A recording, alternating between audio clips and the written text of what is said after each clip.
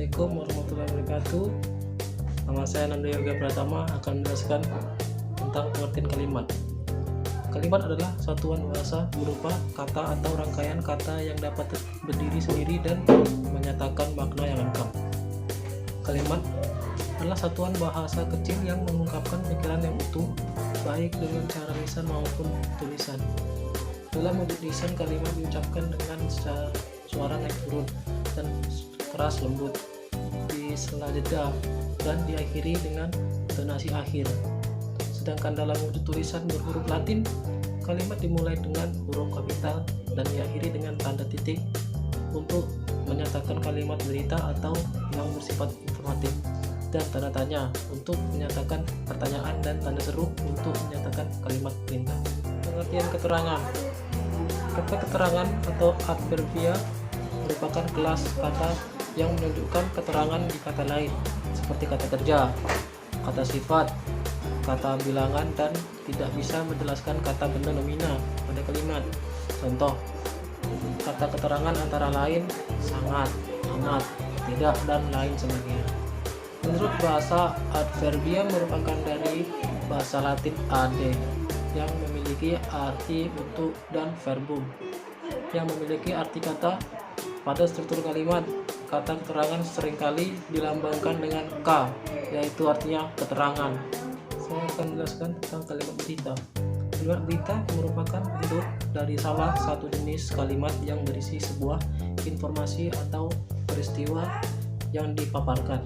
Kalimat ini juga bertujuan untuk menyampaikan sebuah informasi kepada para pembaca dan pendengarnya agar mereka dapat mengetahui suatu informasi atau peristiwa yang sedang terjadi saat ini.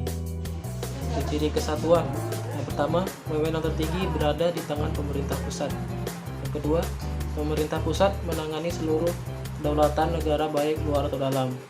Yang ketiga, rakyat dapat berhubungan dengan pemerintah pusat secara langsung untuk menjalankan daerahnya. Yang keempat, hanya terdapat satu konstitusi undang-undang dasar, satu kepala daerah, satu kabinet, dewan menteri, dan parlemen. Dan terakhir, negara memiliki kebijakan yang berkaitan dengan permasalahan ekonomi, politik, sosial, budaya, dan pertahanan keamanan. Jenis kalimat berdasarkan bentuknya. Yang pertama, kalimat deklaratif. Kalimat ini disebut juga dengan kalimat berita. Kalimat berita adalah kalimat yang isinya memberitahu sesuatu. Umumnya mendorong orang untuk memberikan tanggapan. Yang kedua, kalimat imperatif. Kalimat ini disebut juga dengan kalimat perintah atau permintaan. Kalimat perintah adalah kalimat yang bertujuan memberikan perintah kepada orang lain untuk melakukan sesuatu. Biasanya diakhiri dengan tanda seru. Dalam bentuk lisan, kalimat perintah ditandai dengan intonasi yang tinggi. Yang ketiga, kalimat interrogatif. Kalimat ini disebut juga dengan kalimat tanya atau juga kalimat yang berisi interogasi. Yang keempat, kalimat tanya. Kalimat tanya adalah kalimat yang isinya menanyakan sesuatu atau seseorang sehingga diperoleh jawaban tentang sesuatu masalah. Biasanya diakhiri dengan tanda tanya. Secara lisan, kalimat tanya diakhiri dengan intonasi yang rendah. Contohnya, apakah kamu pengertian kalimat perintah? Kalimat perintah atau imperatif adalah kalimat yang mengandung permintaan agar orang kedua melakukan tindakan atau mengambil sikap tertentu dengan kata kerja yang dimaksud. Adapun ciri-ciri kalimat perintah, yang pertama menggunakan intonasi perintah, yang kedua ditandai dengan tanda seru atau pada akhir kalimat.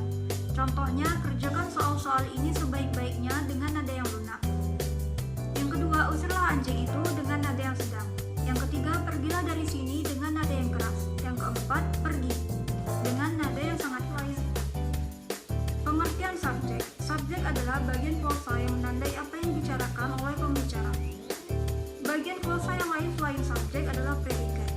Subjek tidak selalu sama dengan pelaku atau aktor, terutama dalam kalimat pasif. Contohnya, kamu ditangkap polisi dan polisi menangkap kamu. Memiliki pelaku atau aktor yang sama, yaitu polisi, sedangkan subjeknya berbeda, yaitu kalimat efektif.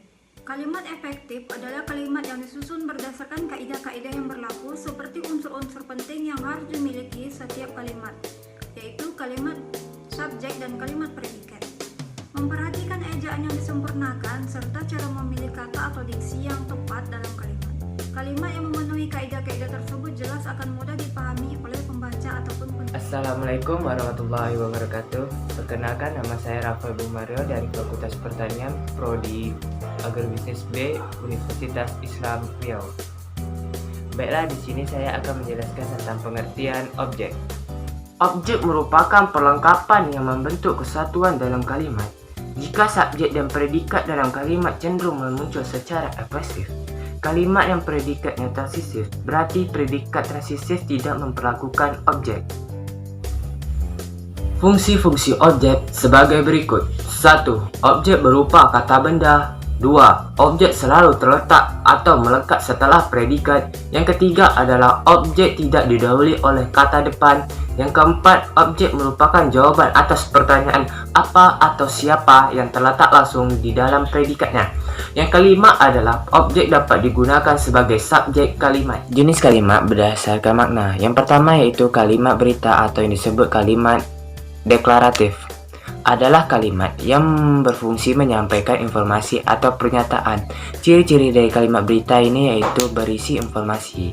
Inotasinya netral, tulisan diakhiri tanda baca titik. Yang kedua yaitu kalimat tanya atau kalimat interrogatif. Adalah kalimat yang berfungsi mencari tahu sesuatu tentang informasi. Ciri-cirinya yaitu berisi pertanyaan. Pertanyaan berupa jawaban. Dalam ragam tulisan diakhiri kalimat tanda tanya. Yang ketiga yaitu kalimat perintah atau kalimat interaktif. Adalah kalimat yang memberikan perintah untuk melakukan sesuatu. Ciri-cirinya yaitu berisi perintah, tanggapannya berbentuk perintah, dan kalimat ini diakhiri tanda baca seru. Yang keempat yaitu kalimat seruan. Adalah kalimat yang bertujuan untuk mengungkapkan perasaan. Ciri-cirinya yaitu bernotasi tinggi dan diakhiri dengan tanda baca seruan. Kepaduan atau koherensi. Menurut Spinoza, koherensi adalah terjadinya hubungan yang pada antara unsur-unsur pembentukan kalimat. Koherensi merupakan syarat dari kalimat efektif agar diharapkan nantinya setiap informasi yang diterima terpecah-pecah. Ciri-ciri kalimat efektif. Yang pertama yaitu memakai diksi yang tepat. Yang kedua yaitu mempelajari unsur pokok atau penting, minimal subjek predikat. Yang ketiga yaitu taat kepada aturan ejaan yang disempurnakan atau EYD yang berlaku.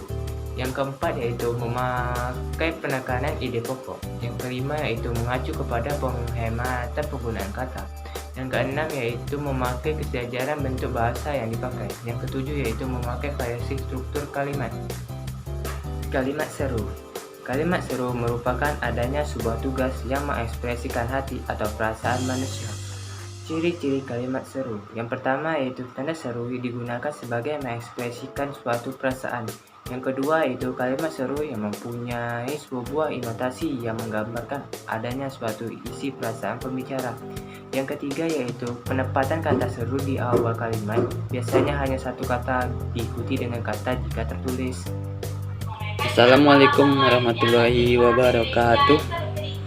Selamat pagi semua. Perkenalkan, nama saya Muhammad Fita Akbar yang akan menjelaskan tentang pengertian perlengkapan atau surplus. Pengertian perlengkapan atau surplus dalam dunia akuntansi merupakan barang-barang yang dimiliki suatu perusahaan yang bersifat dipakai atau bisa dipakai berulang kali. Syarat-syarat kalimat efektif. Yang pertama adalah terdapat subjek dan predikat dalam suatu kalimat. Yang kedua adalah informasi yang disampaikan secara logis. Yang ketiga adalah menggunakan kata secara hemat. Yang keempat adalah kalimat tidak boleh ambigu. Yang terakhir, yang kelima, yaitu adalah terdapat keparelan dalam suatu kalimat. Jenis kalimat berdasarkan letak tata bahasa modern. Kalimat itu dibedakan menjadi dua, yaitu kalimat minor dan kalimat mayor. Kalimat minor adalah jenis kalimat yang memiliki satu unsur pusat atau inti yang disebut juga dengan kalimat pendek. Contohnya, ayo, ibu, pergi, dan lain-lain. Sedangkan kalimat mayor adalah kalimat yang memiliki setidaknya dua unsur pusat atau dua inti. Contohnya, Budi membaca. Budi menunjukkan suatu objek dan membaca menunjukkan suatu predikat. Ciri-ciri ketetapan pada diksi. Yang pertama, membedakan secara cermat denotasi dan konotasi. Yang kedua, membedakan secara cermat penggunaan kata-kata yang hampir bersamaan. Menghindari penggunaan imbuhan asing, membedakan kata-kata yang mirip. Yang terakhir adalah membedakan kata khusus dan kata umum secara cermat. Bagi teman-teman, saya akan menjelaskan sebuah kalimat berdasarkan subjeknya, yaitu kalimat pasif adalah kalimat yang lebih dikenal dengan sebutan suatu tindakan atau perilaku.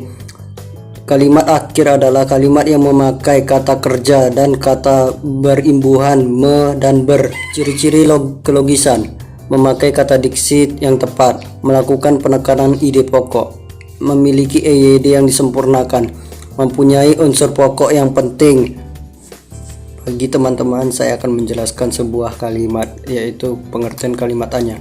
Kalimat tanya adalah kalimat yang mengandung arti, makna, adanya sebuah pertanyaan dan jawaban yang dilontarkan oleh pihak lain, dan ciri-ciri dan memiliki ciri-ciri, yaitu memiliki ciri-ciri naik dan turunnya intonasi dan memakai kata tanya dalam sebuah kalimat tanda tanya. Bagi semua, saya akan menjelaskan sebuah kalimat, yaitu kalimat predikat. Kalimat predikat adalah kalimat yang menandai apa yang dikatakan oleh si pembawa acara dan apa yang dibicarakan tentang objek-objek dan beberapa bahasan-bahasan yang mengandung unsur verba dan mengandung bahasa Latin yang artinya sedang dibicarakan.